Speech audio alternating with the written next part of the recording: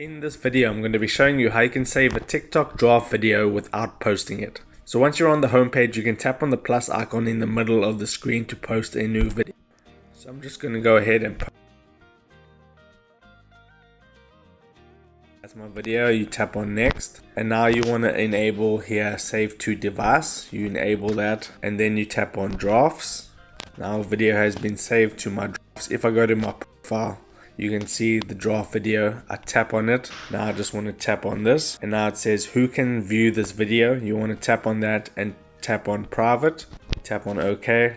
Now that video is private, you want to go ahead, tap on post. The video has now been posted to my profile as a private video. If I go to my profile by tapping on the me icon and then I tap on the lock icon on the far right, you can see that video that I just created. If I tap on it and then I tap on the three dots and then I go to save video, that's going to save the video to my camera roll. So that is how you save a TikTok draft without having to post it on your profile. If you got some value out of this video, then I would appreciate it if you smash that like button and consider subscribing, because I'm uploading how-to videos about social media and your favorite apps every single day. So with that being said, I'll see you in my next video.